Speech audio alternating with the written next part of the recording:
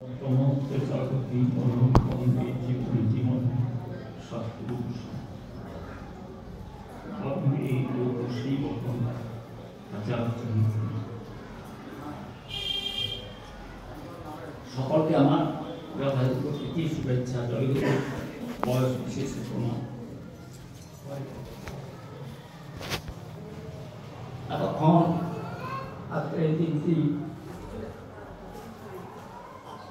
উদযাপিত হচ্ছে এখানে পাথর প্রতিভা কেন্দ্রে সবাই জানি আমি শুনছিলাম খুব ভালো লাগছে পরন্তু এখনই আরেকটা কথা মনে পড়লো এগুলি মামা কান্টি গাইলেন পরম পিতা পরম ত্রাতা এই গানটি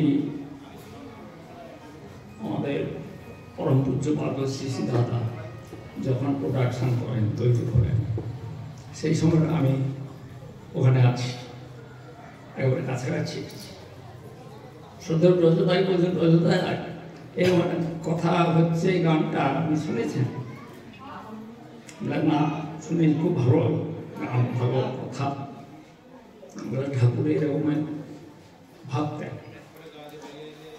শুনবেন সেইটা মনে পড়ে গেল গানটির ভাষা খুবই ভালো তিনি আমাদের পিতা তিনি আমাদের ত্রাতা তিনি আমাদের জীবনের ধারক পালক সব একাধারে তিনি পথ বটে পাথেও বটে আবার গন্তব্যতি তিনি স্বয়ং এবার আমাদের হাতে ধরে তার কাছে নিয়ে যেতে চলেছেন আমরা যেন তার কাছে কাছে থাকি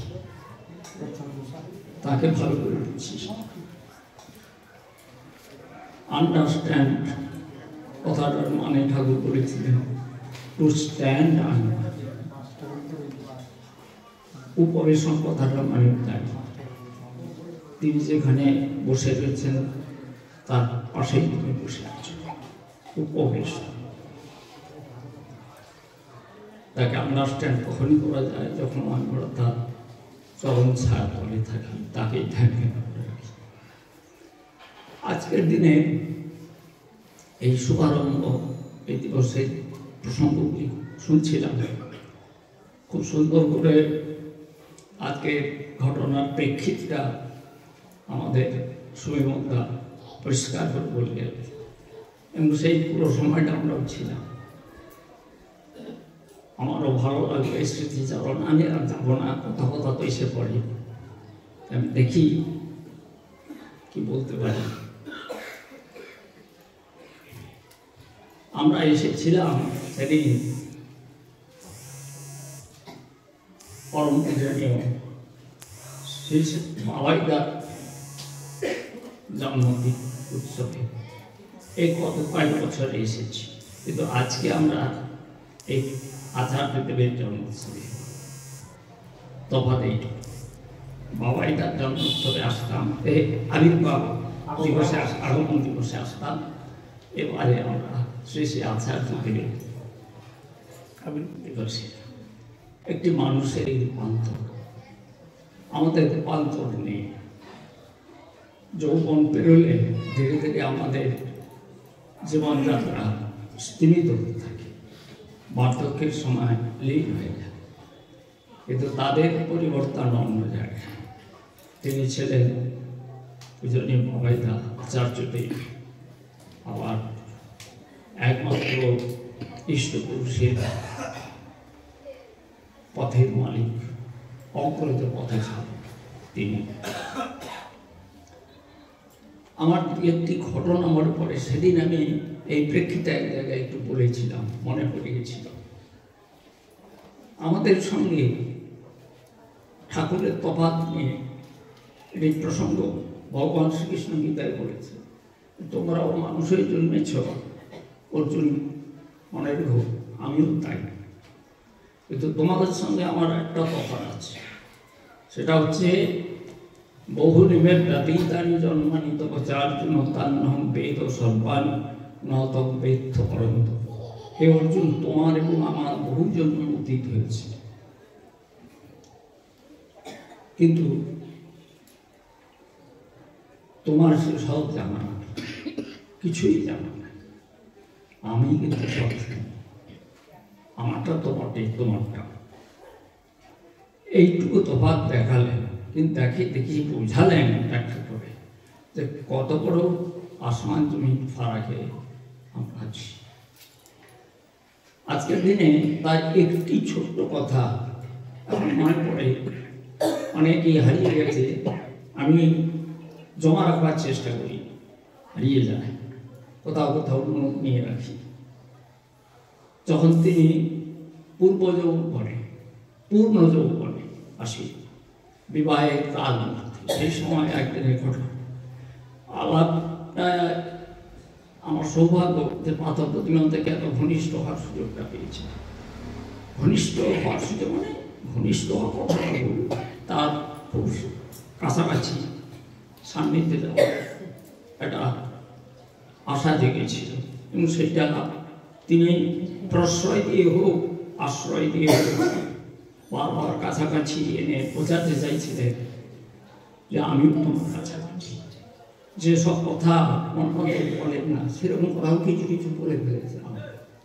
সেটা যদি ভাবি, এ করুণা রক্ষা করার জায়গায় নেই, আমি তার যোগ্য। আপনার ভাবুন, এখানে মায়েরা আছেন, দাদারা আছেন, এবং বরিষ্ঠ মানুষ আছেন, যারা সমাজের অনেককে পরামর্শ দেন, নিজের গৃহে পুত্র পরিজনে নির্দেশদাতা, পরামর্শদাতা। সেই তাদের কাছে একটি কথা স্মরণ করতে হচ্ছে। আমাকে এই কথায় কথা বলেছিলেন একেবারে ব্যক্তিগতভাবে, সেদিন কেউ ছিল না, কিন্তু তাকিয়েছিলেন আমার দিকে।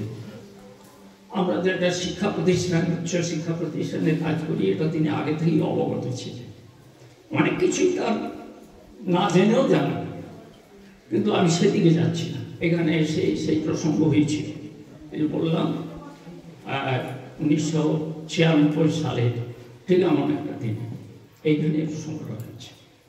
তারপরে পরে এই খুব কাছাকাছি যাওয়ার সুযোগ বলেছে যে, জানেন আমি সেদিনও বলেছিলাম, ছেলেরা মেয়েরা একটু বড় হলে নানান চাহিদা জেগে, একটু বড় হলে ধীরে ধীরে নানান চাহিদা জেগে। আমি মনে মনে কথাটাকে ভেবে নিয়ে ভাবলাম, হ্যাঁ কথা ঠিক। আমি নিজেকেও যদি দেখি আর 5 জনকে দেখি, পড়াশোনা যদি করি, খুব ভালো রেজাল্ট করবো, সবাইকে চাকরি, পরীক্ষায় সবার থেকে যেন আমি বেশি গণ্ডি পেরোলে ভাবি যে আর 5 জন শিক্ষক মশাইয়েরা সবার চোখে পড়ি আমি। কিংবা আরেকটু বড় হলে মোটা কথায় যেগুলো বলি, ভালো একটা বাড়ি হবে, ভালো চাকরি হবে, গাড়ি যদি থাকে আর তাই হবে, সুন্দরী বউ হবে যে আমাকে প্রাণ দিয়ে ভালোবাসবে, ছেলেমেয়েগুলো এবার দেবদূতের মতো হবে, নানান। আপনারা জানেন, সবাই আমরা বাবা মা অভিভাবক করতে পারছি।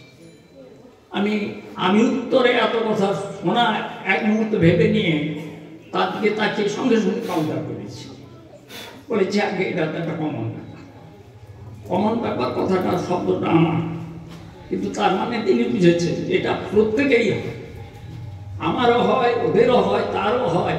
এই কমন কথাটার ভিতরে আমার একটা অপরাধ ছিল, তার ভিতরে উনিও, তাই না? আমার চোখে চোখ রেখে বললে, কেন জানি না আমাদেরও সব হয়, কোনো আকাঙ্ক্ষা নেই, মানুষ থাকে। ভগবান বুদ্ধদেব বলেছেন, আকাঙ্ক্ষাই জীবের শত্রু। এই আকাঙ্ক্ষার নিরসনের সাধনাই সাধনা। এর থেকে বেরোতে না পারলে জীবের মুক্তি না হয়। আর তার জন্য এই করা লাগবে, মানুষের দুঃখের কারণে এই আকাঙ্ক্ষা। তিনি বলছেন কোনো আকাঙ্ক্ষা নেই, হাউ ইজ ইট পসিবল? আমি অনেকক্ষণ চুপ করে থাকলাম, এবং আজকেও বলছি, তখনও মনে হয়নি যে কথাটা উনি অতিশয়োক্তি করেছে, তখন মনে হয়নি, এখন তো হয় না। শুধু মনে পড়লো শিশি বর্দার একটা কথা, তার প্রথমা কন্যা, যিনি সৎসঙ্গের শেষতম মহিলা ভিত্তি, জানেন ঘটনাটা? হ্যাঁ, ঠাকুরের বড় মেয়ে শেষ মহিলা ব্যক্তি। একদিন একই গাড়িতে বসছেন, শেষে পর্দায় বলছেন এবং বলা বাহুল্য এই ব্যক্তিগতার দায়িত্ব স্বয়ং ঠাকুরই তাকে দিয়েছিলেন।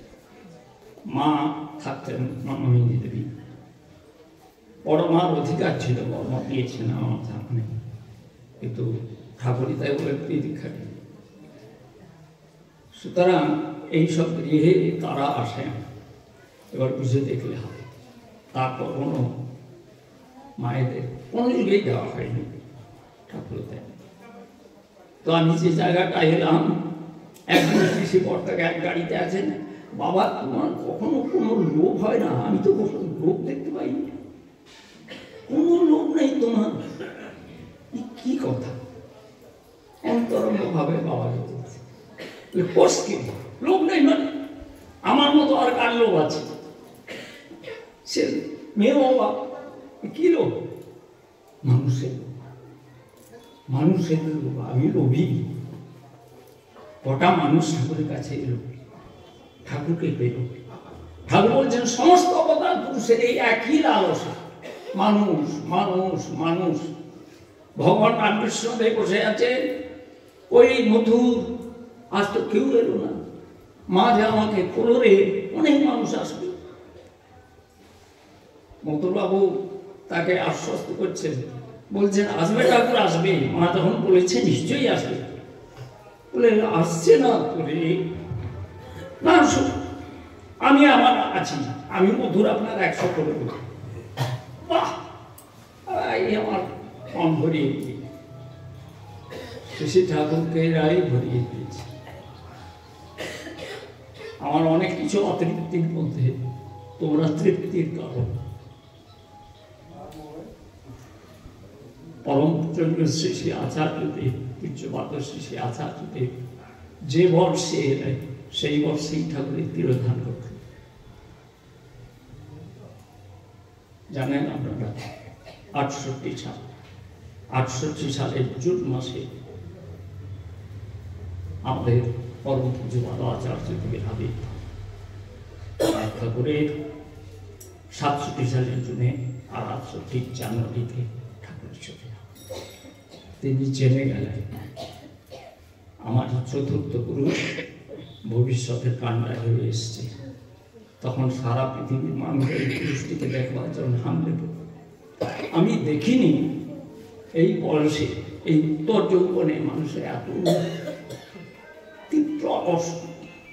আপনারা ফেসবুকগুলো খুলবেন, এগুলো খুলবেন, যেখানে যেখানে ঘুরছে মানুষ কীভাবে তাকে বর্ণনা করছে, কি ভাষা, নিজেদের তৈরি সঙ্গীত দিয়ে। একমাত্র তিনিই বলতে পারেন ঠাকুরকে দেখনি তো কি আছে, আমাকে দেখে অনুভব করো ঠাকুর কেমন ছিলেন। কে বলতে পারে? আমরা তোমারও আগে থেকে ঠাকুরকে অনুসরণ করছি গো। কি কি আমাদের মধ্যে কি হয়েছে? আজকে কিছু কিছু জায়গায় দেখতে পাই মানুষ যখন ফুলের গাড্ডায় পড়ে না, সেই ফুলটাকে আরো বাড়িয়ে দেয়, সহজ শুনে তার ইগো তাকে ফিরতে পারে। আর সৎসঙ্গ থেকে কিছু ইগোইস্টিক এরকম করে সংস্থাকে ভেঙে নিয়ে চলে গেছে। আমি খুঁজেও দেখেছি তাদের সঙ্গে কিছু কিছু ক্ষেত্রে আমার বিস্তর বিতর্ক হয়েছে। সেই তখন এতখানি আমি ছিলাম, দোয়ারে তর্ক করতে পছন্দ করতাম। এখানে শ্রদ্ধেয় পরমেশ্বরানন্দ যখন মঞ্চে দাঁড়িয়ে বলছে, এক রাত্রে দীর্ঘক্ষণ আমার সঙ্গে কথাবার্তা হয়েছে। তিনি চাইতেন তার সাপেক্ষে আমি যাই। আমি চেষ্টা করতাম আপনি কি ভুলগুলো করে যাচ্ছে। আমি সেসব প্রসঙ্গ আসতে চাইনি, এখন চাইছি যে এরকম একটা মানুষের সান্নিধ্য তারা পেল না। সাগর তর্পণ কবিতাটা সকলে জানেন, সত্যেন্দ্রনাথের বিখ্যাত কবিতা। বিদ্যাসাগরের স্মৃতি তর্পণ করছে, বলছেন তিনি স্মরণ চিহ্ন রাখতে পারি, চলে গেছেন তিনি বিদ্যাসাগর। তার স্মৃতি তর্পণে বলছেন স্মরণ চিহ্ন রাখতে পারি শক্তি তেমন নাই, প্রাণ প্রতিষ্ঠা নাই যাতে মূলত নাই চাই, মূর্তি করি। মূর্তি করি, কিন্তু তাই প্রাণ নেই, যত কথা বলবে না। প্রাণ প্রতিষ্ঠা নাই যাতে সে মূরত নাই চাই। মানুষ খুঁজি তোমার মতো একটি তেমন লোক, স্মরণ চিহ্ন মুক্ত যে যখন ফুরিয়ে দেবে শোক। তোমার একটা বিকল্প মানুষ আমার চাই। বই পড়ে স্ট্যাচু দেখে আমার কিছু হবে না, সে মানুষটা আমরা সেই মানুষের সন্ধান, সেটি আমাদের গর্ব, শেষতম কথা। আর এমন আমাদের হিম্মত নাই যে কেবল ঠাকুর অতীতে চলে গেছে, কাউকে আমাদের সামনে দেখছি না, তার ভক্ত দেখছি না, সেরকম জলজান্ত সৎপ্রত্যেকী সন্ন্যাসী, সংসারী হয়েও সৎপ্রত্যেকী সন্ন্যাসী, এমন কাউকে দেখছি না যাকে দেখে আমরা এগোতে পালস। ঠাকুর এই জন্য বললেন যে আমাদের জীবনে সুপিরিয়ার ইম্পালস লাগে, যে সবসময় উস্কে দেবে, সবসময় উস্কে দেবে। আমি আপনাদের একটা ঘটনা বলি। কুমিল্লা থেকে একজন অধ্যাপক এসেছিলেন।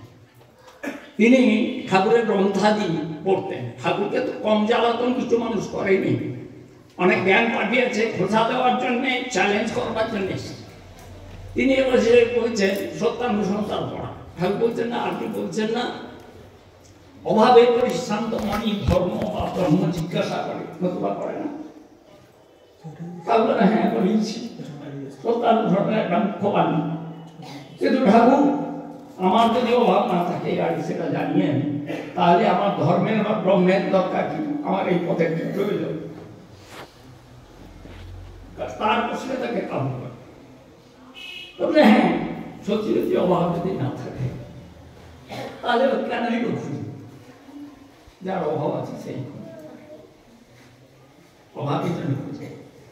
নরেন্দ্রনাথ খুঁজেছিলেন নেতাজি সুভাষচন্দ্র। আপনারা জানেন 1 বছর নেতাজি অন্তরীণ হয়ে গেছিল এবং ভারতবর্ষ ঘুরে ঘুরে সব জায়গায় পুরুষ সন্ধান করতে মা তাকে বরং পাঠিয়েছিলেন সৎসঙ্গে, এবং সৎসঙ্গে দীক্ষা নেওয়ার সুযোগ হয়নি। আলাপ করতে এসেও আলাপ করতে পারেননি। তখন তিনি নেতা বনে গেছেন, হাজার হাজার লোক তার সঙ্গে আশ্রমে শান্তি বিঘ্ন করেছে, দর্শন করেই চলে এলেন দুবার বেশি। কিন্তু সে যখন অন্তরীণে তিনি থাকেন, আমি গবেষণায় এলিন্ডোরের যে বাড়িতে, সেই বাড়িতে একটা মাত্র ছবি ছিল তার শিয়রের কাছে, সেটা ঠাকুরের এবং তিনি সুশীলতাকে বলেছিলেন ভারতবর্ষ যেদিন স্বাধীন হবে ঠাকুরের দেওয়া পদই মানুষের একমাত্র পদ হয়ে উঠবে, বলে রাখো ভারতবর্ষ যেদিন স্বাধীন। এই তিনি এবার ঠাকুরের কথাটায় আসি। সে অধ্যাপক মশাই বলছেন না তার দরকার নেই ভগবানের, একটু পরেই বলছেন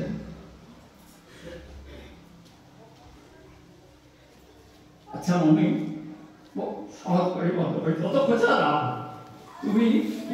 তুমি আদর করো আমার, আমি খোঁজা দিই তোমার, আমি আঘাত দিই তোমারে, তুমি আদর করো আমার, এর মানে না ঠাকুরের এই ভাষা। আচ্ছা প্রদীপ দেখেছ? প্রদীপ মায়ের প্রদীপ, প্রদীপে কি থাকে?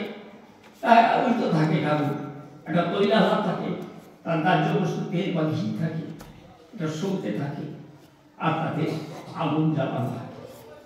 আর কিছু থাকে না, আর কি থাকে? এই হলে দাহ্য বস্তু আছে, আর দেওয়ার সারাই কাঠি আছে, তেল আছে। আচ্ছা আচ্ছা, কখনো কি এই প্রদীপ থেকে অগ্নিদাহ দেখেছ?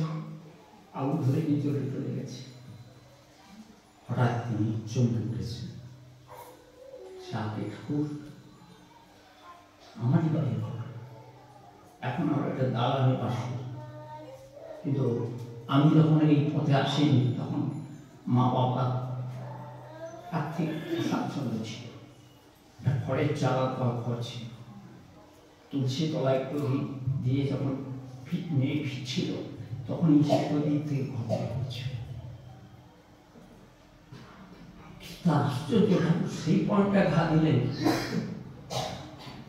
এবারে ঠাকুর জো পেয়ে গিয়ে বলছেন, বলি প্রদীপে আর একটা জিনিস থাকে, সেই পঞ্চম জিনিসটা হচ্ছে একটা কাঠি।